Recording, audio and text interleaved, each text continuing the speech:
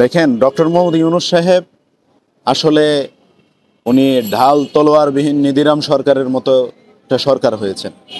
কারণ ওনার আগে পিছিয়ে বলতে কোনো কিছু নাই। গণ অভ্যুত্থান হয়েছে, তারপর যেহেতু উনি একজন গুণী ব্যক্তি, আন্তর্জাতিকভাবে ওনার একটা গ্রহণযোগ্যতা আছে, সেই গ্রহণযোগ্যতার ভিত্তিতে দেশের জনগণ, রাজনৈতিক কর্মী সকলে মনে করেছেন ডক্টর মোহাম্মদ ইউনূস সাহেব ক্ষমতায় বসলে উনি সুষ্ঠু একটা নির্বাচন দিবেন, নির্বাচনের মধ্য দিয়ে দেশে একটি নির্বাচিত সরকার প্রতিষ্ঠিত হবে। এটাই ছিল জনগণের চাওয়া, আশা, আকাঙ্ক্ষা।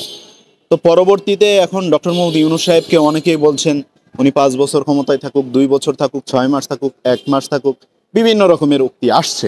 তবে আমরা রাজনৈতিক দল হিসেবে মনে করি ডক্টর মোহাম্মদ ইউনূস সাহেব খুব দ্রুত সময়ের মধ্যে নির্বাচন দেওয়া উচিত। দেশের এই টালমাটাল অবস্থা ফেরানোর একমাত্র রাস্তাই হলো নির্বাচন, এর কোনো বিকল্প নেই। অর্থনৈতিক দিকে দেখেন, আজকে প্রায় 7 মাস যাবৎ নতুন কোনো বিদেশি বিনিয়োগ বাংলাদেশে হচ্ছে না। পুরনো বিনিয়োগ যা ছিল সেখান থেকেও অনেকটা কমে যাচ্ছে।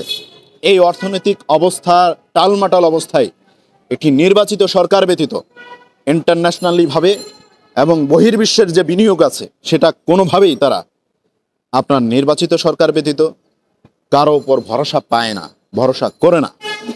সেই জন্য আমরা মনে করি এদেশের অর্থনৈতিক অবস্থা, সামাজিক অবস্থা, আইন শৃঙ্খলার অবনতি, সকল ক্ষেত্রে একটি নির্বাচিত সরকার যখন ক্ষমতায় বসবে তখন মাজা সোজা করে তারা সেগুলোকে নিয়ন্ত্রণ করতে পারবে। আজকে দেখেন, বিভিন্ন জায়গায় আমরা খবর পাই রাতের আধারে ছিনতাই হচ্ছে, চুরি হচ্ছে, আইন শৃঙ্খলা বাহিনী কিছু করতে পারছে না, ধর্ষণ হচ্ছে। এই যে কর্মকাণ্ডগুলো ঘটছে, কেন এগুলো হচ্ছে? কারণ এই সরকারটির আসলেই অন্তর্বর্তীকালীন সরকার, তারা নিজেরা ব্যতীত তাদের কোনো বলই নেই। একটি মন্ত্রী পরিষদ থাকতো, একটি সংসদ থাকতো, সুন্দর একটি দেশ পরিচালিত হতো। আপনি দেখেন ডক্টর মোহাম্মদ ইউনূস সাহেব কেন আওয়ামী লীগকে ওইভাবে কন্ট্রোল করতে পারছেন না। যেখানে জাহাঙ্গীর